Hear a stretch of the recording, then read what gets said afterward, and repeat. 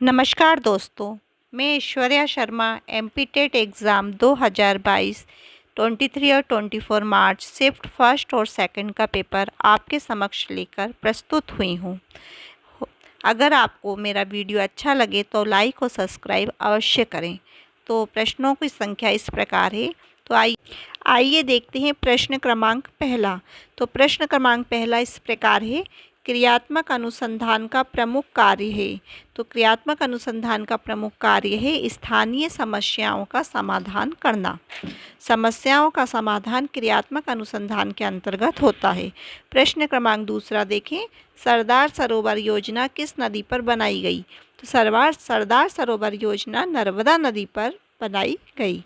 अगला क्वेश्चन देखें, ब्रह्म समाज की स्थापना कब हुई थी?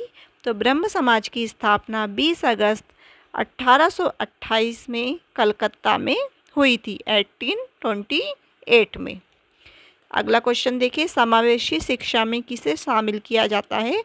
तो समावेशी शिक्षा में सभी वर्ग के बच्चों को शामिल किया जाता है। अगला क्वेश्चन है, काजीरंगा राष्ट्रीय उद्यान किस राज्य में है? तो काजीरंगा राष्ट्रीय उद्यान असम राज्य में है। अगला क्वेश्चन देखें, किशोरावस्था की प्रमुख विशेषताएं क्या है? तो संवेगों की तीव्रता किशोरावस्था की प्रमुख विशेषता है। अगला क्वेश्चन देखें, स्वयं अधिगम का लक्षण है। तो स्वयं अधिगम का लक्षण है स्वयं सीखना, स्वयं करके सीखना ही स्वयं अधिगम के अंतर्गत आता है। इसके अंतर्गत प्रयोगशाला विधि भी आती है, जहाँ बच्चा स्वयं करके सीखता है। अगला क्वेश्चन देखें, शिक्षण मशीन का निर्माण सर्वप्रथम किसने किया? तो शिक्षण मशीन का निर्माण सर्वप्रथम सिडनी प्रेसी ने किया। इनसेट शिक्षा योजना की शुरुआत कब हुई थी? तो 1983 में शिक्षा योजना की शुरुआत हुई थी। चूहे पर किस वैज्ञानिक ने प्रयोग किया है? तो स्किनर जी ने चूहे पर प्रयोग किया है। आइए अगला क्वेश्चन देखते हैं। प्रश्न क्रमांक 11, अंतरिक्ष विभाग की स्थापना कब हुई थी? तो अंतरिक्ष विभाग की स्थापना 1972 में हुई थी। अगला क्वेश्चन देखें, उत्तम का विलोम। तो उत्तम का विलोम होगा अधम। उपेक्षा का विलोम, तो उपेक्षा का विलोम होगा अपेक्षा। और फिर आपका अगला क्वेश्चन था त्रिफला। तो त्रिफला में समास पूछा गया था, तो ये होगा द्विगु समाज, क्योंकि त्रिफला में त्रि आ रहा है तो इसका मतलब हुआ 3। तो जहाँ पर भी संख्या आएगी वहाँ द्विगु समाज होगा। मूर्त वृद्धि से क्या आशय है? तो मूर्त बुद्धि मानसिक क्षमता पर आधारित होती है। अगला क्वेश्चन देखें, सामान्य बालकों की बुद्धि लब्धि कितनी होती है? तो सामान्य बालकों की बुद्धि लब्धि 100 होती है और अधिक प्रतिभाशील जो बच्चे होते हैं उनकी बुद्धि लब्धि 140 से ऊपर होगी। सेबी का मुख्यालय कहाँ है? तो सेबी का मुख्यालय मुंबई में है। स्कीमा सिद्धांत के जनक कौन हैं? तो स्कीमा सिद्धांत जिन्होंने दिया है वो जीन पियाजे हैं। जीन पियाजे ने 2 पुत्री और 1 पुत्र पर अपना जो कार्य किया था, शोध कार्य, वो अपने ही बच्चों पर किया था। अगला क्वेश्चन देखें, खिलौनों की आयु कितनी होती है? तो पूर्व बाल्यावस्था को खिलौनों की आयु कहा जाता है। अगला क्वेश्चन देखें, भारत में नई संसदीय समिति कब आई? तो 1991 ईस्वी में भारत में नई समिति आई, संसदीय समिति आई। अगला क्वेश्चन देखें, श्यामपट्ट को शिक्षण सामग्री के किस समूह के अंतर्गत रखा जाता है? तो श्यामपट्ट को शिक्षण सामग्री के दृश्य साधन के अंतर्गत रखा जाता है। अगला क्वेश्चन देखें, परितंत्र में ऊर्जा का प्राथमिक स्रोत क्या होता है? तो परितंत्र में ऊर्जा का प्राथमिक स्रोत सूर्य का प्रकाश होता है और इसे कभी न खत्म होने वाली ऊर्जा के रूप में भी देखा जाता है। अगला क्वेश्चन देखें, विनय पत्रिका के रचयिता कौन है? तो विनय पत्रिका के रचयिता तुलसीदास हैं और तुलसीदास की भाषा अवधी भाषा है और तुलसीदास जी का संबंध भक्ति काल से है। अगला क्वेश्चन देखें, प्रश्न क्रमांक 24। प्रश्न क्रमांक 24 इस प्रकार है, पाक जल संधि किस सागर में है? तो ये बंगाल की खाड़ी इसका आंसर आएगा। अगला क्वेश्चन देखें, चाइना मैन शब्द किस खेल से संबंधित है? तो चाइना मैन शब्द क्रिकेट खेल से संबंधित है। अगला क्वेश्चन देखें, एम स्वामीनाथन का संबंध किससे है? तो एम स्वामीनाथन का संबंध कृषि से है और इन्होंने कृषि से संबंधित काफ़ी शोध कार्य किए थे। अगला क्वेश्चन देखें, विद्यालय केंद्र होता है? तो यह शैक्षिक क्रियाओं का विद्यालय केंद्र होता है। जहाँ शिक्षा से संबंधित बातें आती हैं वहाँ विद्यालय का संबंध आएगा। औपचारिक और अनौपचारिक शिक्षा आपने पढ़ी होगी, तो औपचारिक शिक्षा में विद्यालय आता है और अनौपचारिक शिक्षा में घर आता है। तो और इसके अंतर्गत ये भी देखा होगा कि बच्चे के प्रथम गुरु कौन होता है? तो उसकी माँ को बच्चे का प्रथम गुरु माना गया है। अगला क्वेश्चन देखिए, गार्डनर ने कितने प्रकार की बुद्धिमत्ता पर विचार दिया? तो गार्डनर साहब ने 7 प्रकार की बुद्धिमत्ता पर विचार दिया है। अगला क्वेश्चन देखें, प्रदर्शन विधि का मेन किसको रखा जाता है प्रदर्शन विधि में? तो अध्यापक को रखा जाता है। सप्रत्यय के कितने प्रकार हैं? तो इसके हैं 2। अगला क्वेश्चन देखें, समीपस्थ विकास के क्षेत्र की अवधारणा का प्रतिपादन किसने किया था? तो वाइगोट्स्की ने किया था। सदैव में संधि है वृद्धि और सज्जन में व्यंजन। अगला क्वेश्चन देखें, भारत के पहले लोकसभा अध्यक्ष कौन थे? तो जीबी मावलकर भारत के पहले लोकसभा अध्यक्ष थे। लोकसभा का उल्लेख किस अनुच्छेद में है? तो अनुच्छेद 81 में लोकसभा का उल्लेख किया गया है। पशु विज्ञान का पितामह किसे कहा जाता है? तो थांडाइक महोदय को पशु विज्ञान का पितामह कहा जाता है। इन्होंने बिल्ली के ऊपर अपना शोध कार्य किया था। एक भूखी बिल्ली को इन्होंने अपने शोध कार्य के अंतर्गत लिया था। अगला क्वेश्चन देखें, प्रकाश ईश्वर को ईश्वर उच्चारित करता है, तो यह उसमें दोष है। तो यह है स्वरलोप। ईश्वर, फिर से एक बार क्वेश्चन समझें, प्रकाश ईश्वर को ईश्वर उच्चारित करता है, मतलब कि वो उसके उच्चारण में दोष है, वह ईश्वर बोल नहीं पाता है। तो इसमें कौन सा दोष होगा? तो वहाँ पर स्वरलोप, बोलने संबंधी दोष होगा।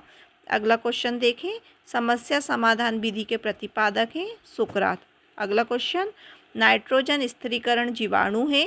तो राइजोबियम और एजोटोबैक्टर ये दोनों ही स्थिरीकरण जीवाणु हैं। अगला क्वेश्चन देखें, रेमन मैग्सेस पुरस्कार की स्थापना कब हुई थी? 1957 में रेमन मैग्सेस पुरस्कार की स्थापना की गई थी। अगला क्वेश्चन इस प्रकार है, बेसबॉल में खिलाड़ी कितने होते हैं? तो इसके अंतर्गत खिलाड़ियों की संख्या 9 होती है। अगला क्वेश्चन देखें, निजी भाषा शब्दावली का प्रयोग पहली बार किसके द्वारा किया गया था? तो ये वाइगोट्स्की महोदय के द्वारा किया गया था। अगला क्वेश्चन इस प्रकार है, विश्व की सबसे बड़ी खारे पानी की झील कौन सी है? तो कैस्पियन सागर झील विश्व की सबसे बड़ी खारे पानी की झील है। इसके अंतर्गत मैं 1-2 क्वेश्चन आपसे और करना चाहूँगी कि अगर आता है कि विश्व की मीठे पानी की झील कौन सी है, तो इसमें आप सुप्रियर झील पर निशान लगाएंगे, इसका उत्तर सुप्रियर झील होगा। और अगर मीठे पानी की भारत की झील बोली जाती तो वह बूलर झील होगी, और खारे पानी की भारत की झील बोली जाती है तो वह सांभर झील होगी। अगला क्वेश्चन देखें, भूपर्पटी में किस तत्व की मात्रा सर्वाधिक पाई जाती है? तो वह है ऑक्सीजन। तो भूपर्पटी पर ऑक्सीजन की मात्रा सर्वाधिक पाई जाती है। अगला क्वेश्चन देखें, प्रश्न क्रमांक 46 इस प्रकार है, प्रशांत महासागर की ठंडी धारा है? तो कैलिफोर्निया की जलधारा प्रशांत महासागर की ठंडी धारा है। अगला क्वेश्चन प्रश्न क्रमांक 47 इस प्रकार है, नरोत्तम में समास है तत्पुरुष समास। अगला क्वेश्चन इस प्रकार है, बनबास में समास है तत्पुरुष समास। अगला क्वेश्चन देखिए, प्रश्न क्रमांक 49, माइकोराइजिया पौधे की किस भाग में पाया जाता है? तो माइकोराइजिया पौधे के जड़ में पाया जाता है। माइकोराइजा पौधे के किस भाग में पाया जाता है? जड़ में। अगला क्वेश्चन प्रश्न क्रमांक 50 इस प्रकार है, आइस हॉकी किस देश का राष्ट्रीय खेल है? तो यह है कनाडा का। अगला प्रश्न देखें, प्रश्न क्रमांक 51, भाषा का उल्लेख किस भाग में किया गया है?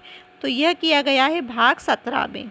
अगला क्वेश्चन 52, भाषा का वर्णन अनुसूची 8 में किया गया है। तो हम इस प्रकार बोल सकते हैं कि भाषा का वर्णन अनुसूची 8 में किया गया है और भाषा का उल्लेख भाग 17 में किया गया है। प्रश्न क्रमांक 53 इस प्रकार है, रचना का पर्यायवाची आपको बताना है। तो रसना का पर्यायवाची जीव होगा और जीव का पर्यायवाची रसना होगा। प्रश्न क्रमांक 54, मेजर ध्यानचंद स्टेडियम मध्य प्रदेश के किस जिले में स्थित है? तो ये भोपाल जिले में स्थित है। अगला क्वेश्चन, प्राथमिक प्रदूषक कार्बन मोनोऑक्साइड। अगला क्वेश्चन, प्रबल में उपसर्ग होता है प्र। रथ यात्रा किस राज्य का उत्सव है? तो ये ओडिशा का उत्सव है। इसमें भगवान विष्णु को रथों में बिठाकर उन्हें नगर भ्रमण कराया जाता है। अगला क्वेश्चन देखें, इसमें उड़ीसा में ये होता है। इसमें जगन्नाथ जी की यात्रा निकाली जाती है और इसमें दूर दूर के देशों से लोग आते हैं और इस यात्रा को बड़े ही जोर शोर के साथ निकाला जाता है जगन्नाथ भगवान जी को, और जगन्नाथ भगवान का ही एक रूप विष्णु अवतार भी है। अगला देखें, घबराना का भाववाचक संज्ञा है घबराहट। अगला क्वेश्चन देखें, प्रश्न क्रमांक 57, अंतर्राष्ट्रीय योग दिवस 21 जून को मनाया जाता है। प्रश्न क्रमांक 58 देखें, हरे पौधे किसके अंतर्गत आते हैं?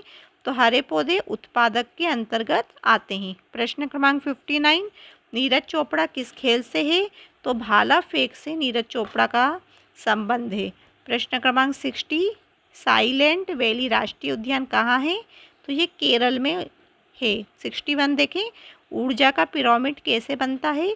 तो सदैव सीधा बनता है। 62 क्वेश्चन देखें, लवणीय मृदा में उगने वाले पौधों को क्या कहते हैं? तो होलोफाइट लवणीय मृदा में उगने वाले पौधों को कहा जाता है। प्रश्न क्रमांक 63 देखें, भारतीय पेट्रोलियम संस्थान कहाँ स्थित है? तो ये देहरादून में स्थित है। प्रश्न क्रमांक 64 देखें, किस महाद्वीप में एक भी ज्वालामुखी नहीं है? तो ऑस्ट्रेलिया महाद्वीप में एक भी ज्वालामुखी नहीं है। अगला क्वेश्चन देखें, तारों में ऊर्जा का स्रोत है नाभिकीय संलयन। अगला क्वेश्चन, लाइस ब्रेल लिपि का विकास कब किया गया है? तो 1821 में लुईस ब्रेल लिपि का विकास किया गया है।